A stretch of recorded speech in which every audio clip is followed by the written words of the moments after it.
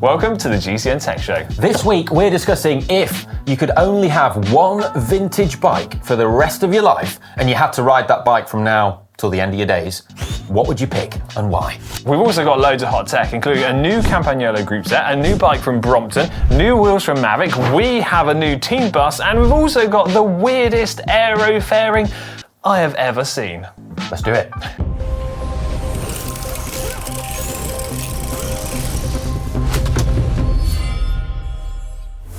So this week we are discussing if you could only have one vintage bike for the rest of your life, and this is the only bike you can ride for the rest of your life, right? What are you picking and why? First thing... You can have anything. Well, first thing, what's vintage? Like, your idea of vintage to mine is going to be different. Everyone's idea of vintage at home is going to be different. We're going to set a pre-imposed limit of it has to be at least 10 years old.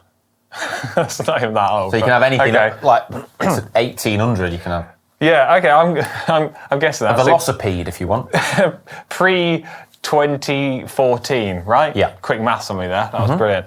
So, that's going to include some fairly modern tech, actually. You could probably almost have disc brakes there. You could have electric gears, you have carbon, you can have a lot of stuff. While I'm racking my brains on the bike I'm thinking of, I'm going to ask you what sort of route you're going down. Do you have a bike in mind first? There's a few things that have popped into my head, but I think that sort of 2012, 2012 era, Cannondale Super 6 Evo. Yeah, okay. That Peter Sagan had. People are going to say that's like a modern bike. I know, but hear me out. Right, it's rim brake. You can only get 25mm tyres in it. Yeah. You can't get anything bigger than that in it. Okay. It's fully carbon. It's less than 6.8 kilos. Yeah. It's got external cables. It's That's the classic pretty shape. There's an argument that this bike is peak bike. Yeah. Right? In terms of weight and stiffness, and it's the classic, it's not aero at all, but it's the classic shape. He won the green jersey in it. And he used to have those amazing, they used to do loads of, now, a lot of riders get custom paint jobs, don't they? Become a lot of marketing departments have jumped on that because it's cool. But back then, it felt like Sagan was the guy that was getting the custom paint jobs. There was a period where it felt like it was kind of... Sagan golden era, when he was the absolute boss. And he used to get he had the Incredible Hulk one. Yeah, I loved that one, with the eyes on the top tube. It was really cool. Group set, what group set are you going? Well, this is the other thing. So it's mechanical. It was SRAM Red 11-speed, which I think is still the lightest commercially available group set that was made. The 22, SRAM Red 22. Yeah, okay. And used to, have Vision wheels in it and stuff. Yeah. And the big deep boy 80s at times. Yeah. People don't really ride 80 deep wheels anymore. I just think that bike was really cool. Yeah, all right. It's not not as good as not having disc brakes, but it's a really light bike. Yeah. It's mega going uphill. It's comfortable. I would be happy riding up mountains for the rest of my days on that. Okay. Are you ready to hear what I'm thinking? Yeah. Well, I've done my dream one bike forevermore. I've done it. Made a video about it. My retro Trek. It's get this. It's old enough. Okay. It predates your bike, so if anything, the bike I'm suggesting is a better suggestion than yours because it's older. It's from an era that I associate to. So it's kind of from when I was growing up as a kid and sort of started to appreciate and look at cycling and follow that. We've got, again, rim brakes, mechanical shifting. Currently, I've kind of cheated and got a more modern 11-speed group set on that bike. But if we put coming off. If we put the original Dura-Ace back on it, still with the original Dura-Ace crank on it, obviously. Period correct wheels, which were the Bontrager's carbon boys, 16 spokes, love those. Currently the rear one's broken, but we'll gloss over that. And I think probably that era was even skinnier tyres. 26 would have been what are you using 26 more tyres for? That's ridiculous. So we're 19s and 23s back then. Yeah. And again, a super lightweight bike. Easily, I don't want to say it was under 6.8 kilos, but easily around that 7 kilo, maybe just under marker, depending on kind of size and build and stuff. Yeah. And do you know what the cool thing is about it? It is a cool bike, that. But do you know what the cool thing is? You can pick them up for next to nothing in some cases. Yeah. Yeah. Do you know what? Something else I thought of as well, actually, like the wheels that I would put on. Yeah. I wouldn't have carbon wheels because I'm just riding uphill. That's all I'm bothered about. I'm just bothered about going fast uphill. I'm not bothered about the other stuff. Like, I just want a nice bike that climbs amazing because climbing's my favourite. Probably not the 80 mils then. No, I'd go for, you know, the old, like, they don't make them anymore, the Mavic, like, R-Sys wheels that had it was the Exolith, like, serrated braking surface. Like, yeah, and you had to get special brake pads for them, and they were all black, so they kind of looked like a carbon wheel, but like they were aluminium. And when you applied the brakes, it was like. Yeah, but they had really good braking for like for a rim brake wheel. They were mega, and they were really light, and they just looked cool. They had big, thick carbon spokes that weren't aero at all, but they were amazing. Really not aero. They were like pencils. Yeah, they were really good. You said about how great the so stiff. Like, you said how great the braking surface is on your retro wheels. The retro wheels that I would choose in my one bike forevermore that's vintage, the braking surface is absolutely diabolical, dreadful. Yeah, this is the issue with like going back in time. But that's why I'm going. That's why I'm specifically going for those. Those ones. Those wheels are really good. Well, I mean, if we were going to allow the rules to be bent, that we could change the wheels again. I mean, it's still vintage. I would just use a Bontrager old school set of aluminium rims. Kind of like what you're saying, you got a good braking surface. Yeah. I'm going to throw it out there. There's going to be people at home probably already typing in the comments section that we've just picked two modern bikes. There's going to be people at home that I have pushed it right up until my self-imposed limit, almost as if I put that limit there so I could pick that bike. It's almost as if you have quite literally made the rules up for this. I thought you might say that, right? Yeah. I was thinking as well, like what else I'd go for. Okay, right. Go back in time. Go predate carbon. Go back. I can't go super far back, right? Because I've ridden a lot of like mega retro bikes, yeah. Mm-hmm. And I was thinking the big one, because the big game changer in tech for me, I love that word, is STI shifters. Yeah. Like integrated shifters or down tube shifters. And I was thinking, could I go down tube shifters? No. They are pants. It's too far in. It's too far back in time for me. Other people will disagree, but yeah, it's just too. I just don't like using down tube shifters. Yeah, and the ergonomics of having the gear shifting there is so good. Because it means you can change gear when you're out of the saddle, which you can't do with down tube shifting. Well, it's actually something we discussed, well, you can't do easily. A couple of years back, right, when we made that game-changing video highlighting like Shimano's tech and innovation.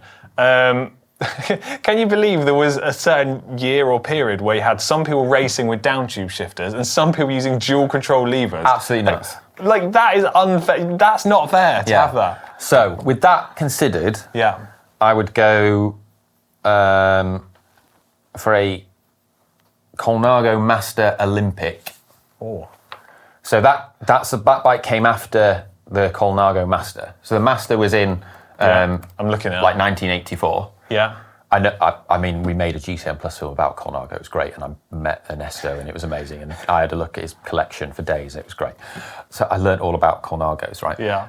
And so I'm really nerdy about them, and I love them.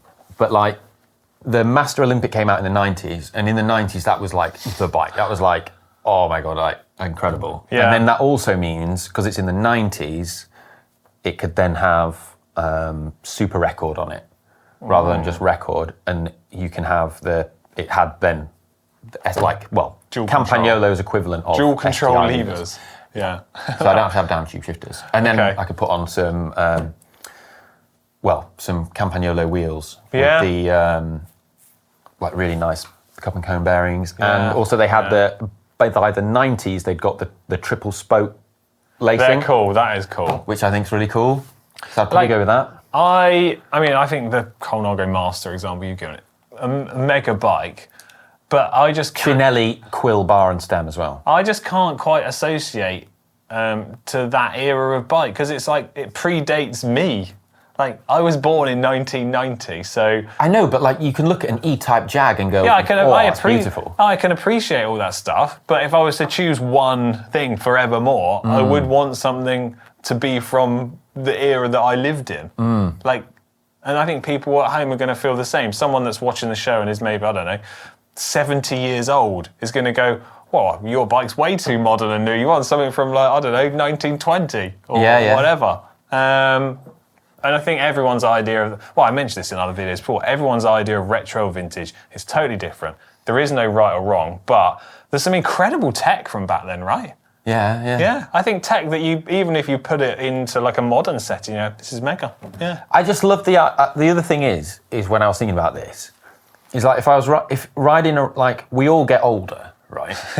Yes, we do. No, it's like, and do I want to, like, in 5-10 years time, do I still want to be like chasing PBs and like smashing myself as hard as I can?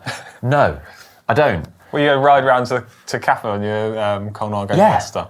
Because it's like, you look at, when, it's like if you're riding that kind of bike, there's no pressure to be fast or to like be pushing yourself because you're not driving a Formula One car equivalent, which is like the kind of bikes that we ride now. Yeah. It's like, I think it's really nice to be able to just, it's like going for a nice Sunday cruise in a classic car. Yeah. Do you know what I mean? Like you go out, go to the cafe, just cruising along, enjoying it. That's exactly what I do with no power meter. That's what I do with my retro Trek. When I go cruise around, I've got no power meter on it. I ride to the cafe, I enjoy it, and it makes you sort of then appreciate like a modern racy bike as well when you get on it. And I love it every single time. We've gone on for long enough about our own choices and bikes, I think. We should sort of offer it up to the comments, I feel. Yeah, plus those old group sets, like the chain sets, are just beautiful, aren't they? Oh, yeah. Silver group sets are cool. Could we have modern group sets? Stop making them silver? Black.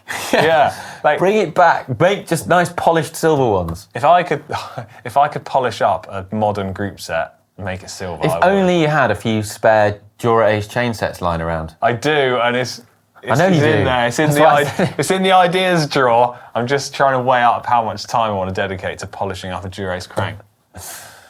People will hate me. I mentioned it to Si that I might do it. He told me how to do it on a Sora crank. I was like, no. Right, anyway, let us know in the comments section down below what kind of bike and era you would choose if you could have just one bike forevermore and that was all you could ride. We've spoken enough about our own. I really want to go do Leroyka. Not on the Cannondale you're suggesting. You get murdered if you go there. On an older one. Right, so let's have hot tech. Time now for hot tech, and first up, we've got an exciting new Brompton. Yes. It's called the G-Line. And before we go any further with this new Brompton, I feel that someone here has copied someone else's homework. No. Right. Because this is a Brompton that can go on rougher terrain. This is. You might recall... Have you ever seen one of those before? Yeah, you might recall I made something fairly similar a little while back, not the same. And I just want to be clear. I don't think in the period of time between me cobbling together a slightly off-road Brompton, that Brompton gone, that is a brilliant idea, and within a space of a few months, they've launched an entire product range. You never know. I don't think that was the case. You never know, but hopefully the royalty check is in the post. Oh, God. Right. There we go. Jokes aside, there's actually some mega cool tech involved here. Is, yeah. So Brompton have made some, I think pretty big changes for a brand that has got such an iconic sort of following and silhouette to the bike, right? So we've now got a Brompton designed to be ridden on mixed surfaces. We've got bigger wheels, we've got bigger tyres, we've got disc brakes, and for the first time ever, there are different sizes to your Bromptons. Small, medium and large, as you can guess, to suit different height riders. It's good, isn't it? It is very good. So it's bigger wheels. Bigger wheels. So because of the bigger wheels, the revised geometry and the different sizing, Brompton now say it's brought the bike's handling and ride feel much closer to that of your typical bike. Now, I mean, there's loads of really interesting stuff to talk through here. So much so that you guessed it, Si has made a video all about it. So if you want to check out every single detail and see the bike in all its glory, head over to the GCN channel.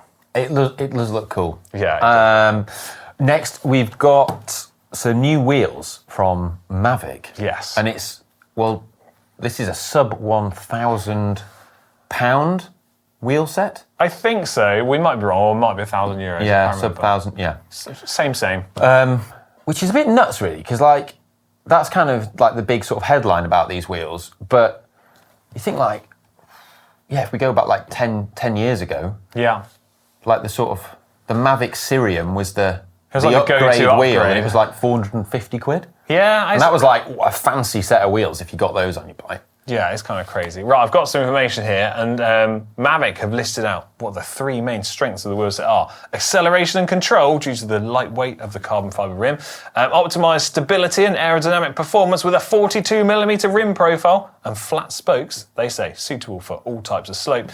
And then simplified maintenance and durability. High quality hubs, classic spokes. And there's a 2+1 year warranty and care programme, whatever that kind of means. I like 42 mil as a depth. I mean, it's a good all-round depth. Like covers all bases. Yeah, if you're going to have like one deep set, that's what I'd want.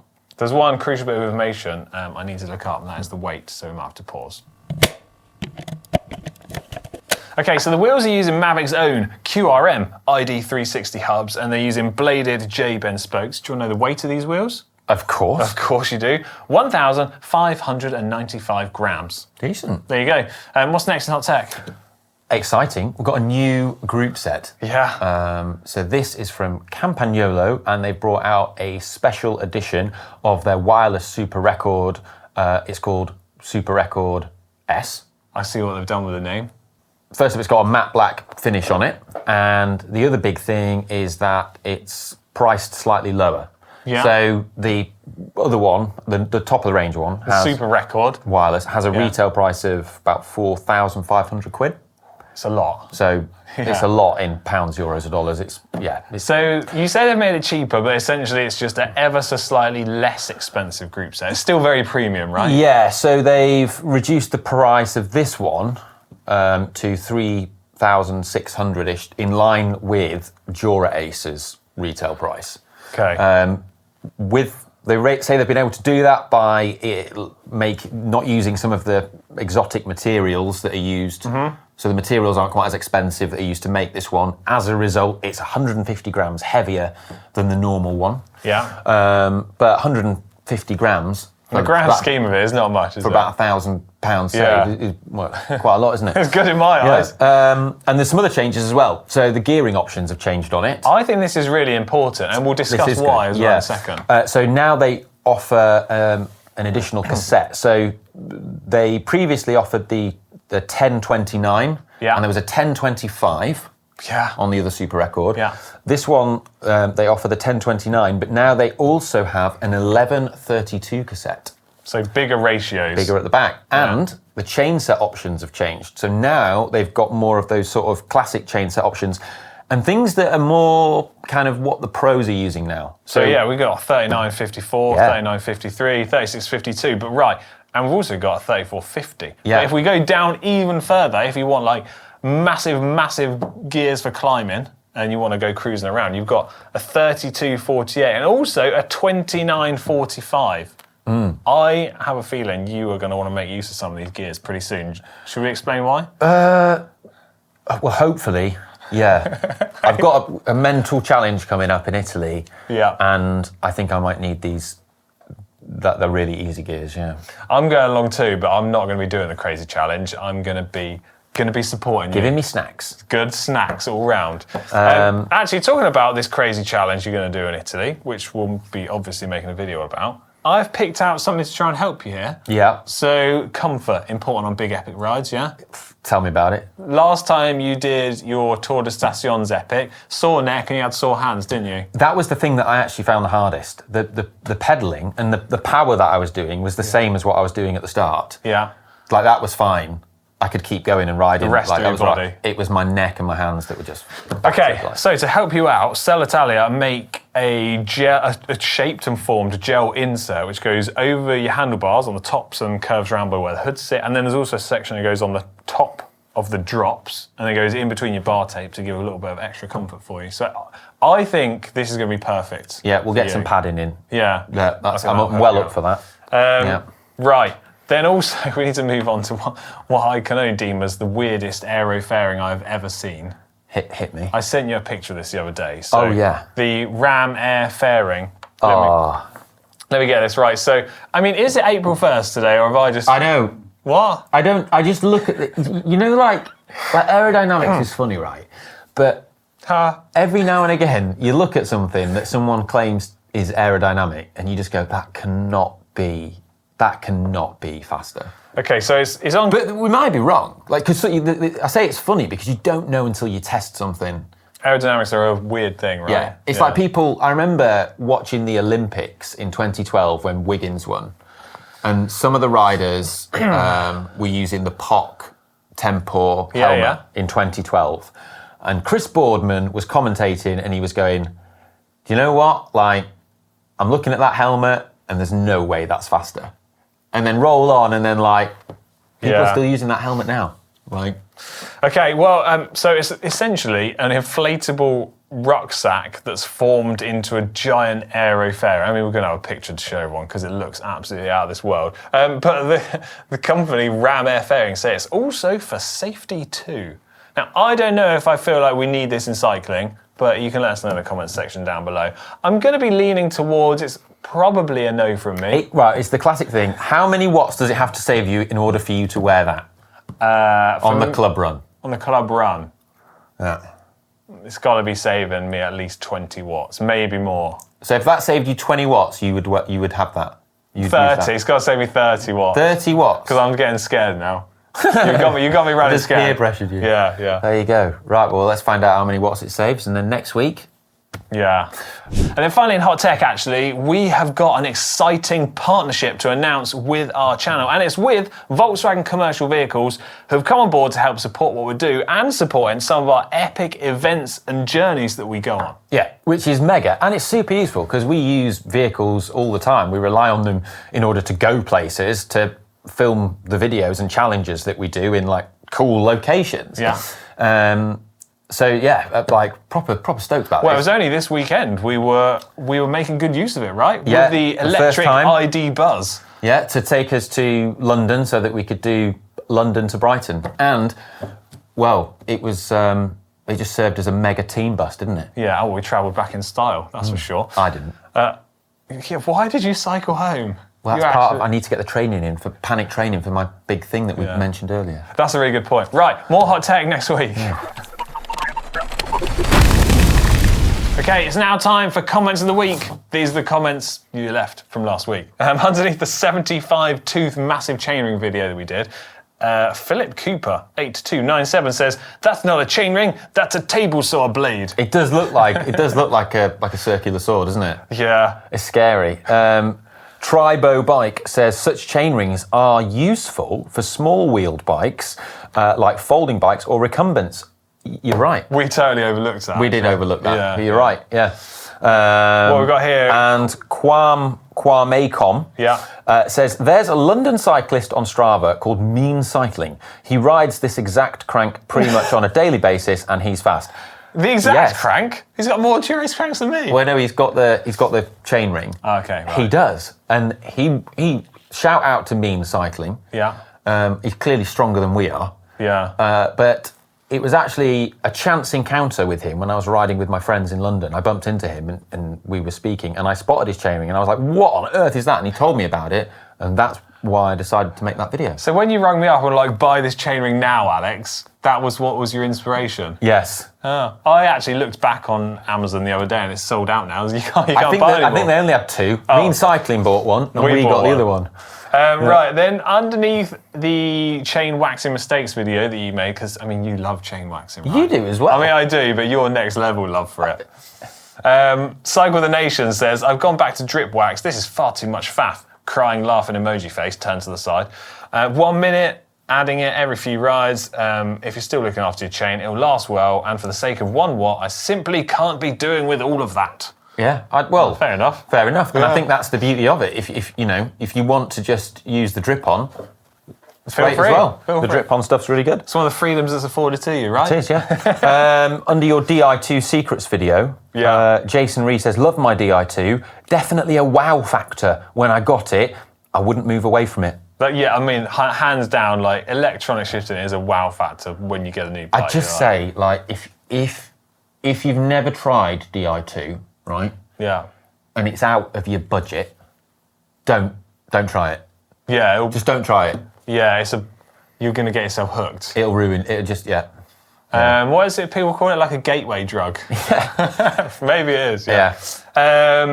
So another one here from Schrodinger the cat. Yeah. Di2 is expensive, but I found it to be so worth it. Shifting is always spot on. No need to fuss with the cable tension. It's quick. There's also auto trim on the front derailleur, depending on what rear cog you're in. I also think you should have mentioned the synchronous shift modes. I mean, I could have done that, but I was trying to pick out features which some people might not have immediately known, although a number of people went, I already know all of that. Well, nobody likes to know it all, do they? Yeah. Right, enough of that. It's now time for the Bike Vault. Yeah, where you submit pictures of your bikes and we judge them to either be nice or super nice. You can submit pictures of your bikes as ever by clicking on the uploader link, which is in the description below. It's really simple, just follow the instructions on there. Simple. Right, Mark Howard with a... Elves. Is it a Falath or I don't know how you say this. Falathavo. I always want to say faith, but it's really not. Anyway, it's a nice looking bike. I tell you what, bonus points. Go on. Shadow stand. Oh, love that. Shadow stand, available from shop.globalcyclingnetwork.com. I love the colour. This is there. a really similar colour to your boss-looking Canyon Aero CFR. It is, isn't it? It is. Do you know what? I really like that. Yeah, I think it's a lovely one. He's got the crank up because he's using the little mini shadow stand. Gold chain, is that on there as well? Fist bump for that, yeah. Yeah, that's banging, isn't it? That is nice. 3D printed saddle on there. Super nice? Yeah. Super nice. Jason Danger Latore. Do you reckon that really is his middle name or one he's given to himself to make himself sound cooler? If you're making your own name Danger, I don't think it's cool. Like if you were called Ollie Danger Bridgewood, I'd be like, no. Well, look, yeah. Whatever. Maybe it is his real name. Yeah, now I look like an idiot. Yeah, and you know, you can't choose your parents. No. Right. What is this bike? It's a Scott Addict RC. Small size, 49 centimetres. Apparently, it's just 6.67 kilos with pedals. Rate that. Good on them. That is mega, isn't it? It's got one of those super lightweight carbon fibre SLR C59 saddles by the looks of it. Yeah. I mean, I don't know who did the pointing on that brickwork, but dear, oh dear, oh Looks dear. like the day The Apprentice did it. Oh dear, They got a work experience boy to do that wall, didn't they? I really like this bike. It's beautiful, yeah. I love it. Really good photo as well. I can't pick fault with it, if I'm honest. No, he's got little tubolito. Yeah, like TPU tubes in there. Pirelli type, the Tanwells. Tanwell Pirellis. Come on then. Yeah, boom. Right, super nice. Toon Wurzel next. He's got a new bike. Replacing the trusty Kona Paddy Wagon. Ooh, bomb track. This is like a super robust, do-it-all, everything. Love it, yeah. Can we find any infringements? Not really, I don't think. Should we just straight up super nice That's just a mega, utility bike, isn't it? Maybe we could sort of connect these two people together and we could get the pointing sorted out on the wall. I know, but that's fundamentally an ugly wall still. It's just, well pointed. The bricks are just nasty though, aren't they? Super nice. John Burrows with a 2024 Velo Flyer BTB track bike build. Ooh, a 1080 front zip. Yeah. Oh boy. 59 tooth chainring. God, 59 tooth. 75 is the way to go. Yeah. I love this. That's small. Yeah. That is that's boss, isn't it? Well, that is something else. I mean, just for how deep those wheels are, that's a super nice. It's an amazing picture. It's a good photo, yeah. I rate it. I rate it. Yeah. Super nice. Straight up super nice so far. Those wheels are just incredible. They are like the deepest. I think they're the deepest ones you've been able to get for a while now. Yeah. Spearmint Milk next. They went for adventure on a giant Defy this weekend, enjoying the sunshine in a very wet winter in the Southern Hemisphere. It doesn't look like a very wet winter in the Southern Hemisphere. It looks absolutely glorious. I'm going to call that one out straight away. You want to know a wet winter? Yeah, come to Yeah. Bath. We'll take you out for a bike Yeah, ride. we'll take you for a ride. Yeah. Oh, I like this. God. It's a shame it's leant up against the railings. I think which the are really railings are a detracting. bit pants, and also, the valves aren't aligned. No. It's a bit dirty. That cassette's Yeah. a bit oily and dirty. It looks like Hank's. It's got a lot of gubbins. We've got lights, we've got pumps, we've got all sorts going on. Just a nice, I'm afraid. I think that's a nice, that one. Okay, so nice. Next one in is from Jarno with, a Trek. Gen 7. Gen Trek 7, Modane. This is a What? artistic picture. Has it got a disc wheel in the back? He's gone time trial mode. It's like Zwift mode. Zwift mode. That's what I always have a disc wheel in Zwift. Tri-spoke up front, disc in the back. Yeah, it's faster. All right. Very arty shot. Yeah. I kind of want to say super nice, that. I think we can. I Yeah? think just because it's just outrageous, isn't it? It's outrageous. It's outrageous. Super nice. Okay, next one. Let's make this the last one for this week. It's from We Breathe Mud. And they say they put road tyres and pedals on their gravel bike. Love early ride in the morning when the sun is rising. They say it looks like a super nice. What do we think, though? I think it looks like morning. It does look like morning. Yeah. Not like the previous person who said they were riding in the rain. Yeah, this looks I believe correct. that. Yeah. And I think that picture's nice because it captures the thing of a dawn ride, which is like... Very soft focus on this, though. Yeah. We can live with that. I think that's... I really like that. I would like to politely suggest maybe purchasing a shadow stand. From Shop Global Cycling Network. .com. Yeah, rather than using your bottle, but... Oh, come on, let's be lenient this I think week. we can super nice that. Super nice. Right, let's wrap the show up there. Please do get involved in the comments section down below on everything that we've discussed, in particular the crazy aero fairing. Because what would it take for everyone to ride that? You haven't answered, actually. I mean, even I have a limit. I draw the line somewhere. Okay. Yeah, as I say, get involved in the comment section down below. This week's show has been a blast. Ollie, thanks. We'll be Tech Show on tour next week, I believe. Right. See you. All being Bye. well. Yeah. Love you. Bye.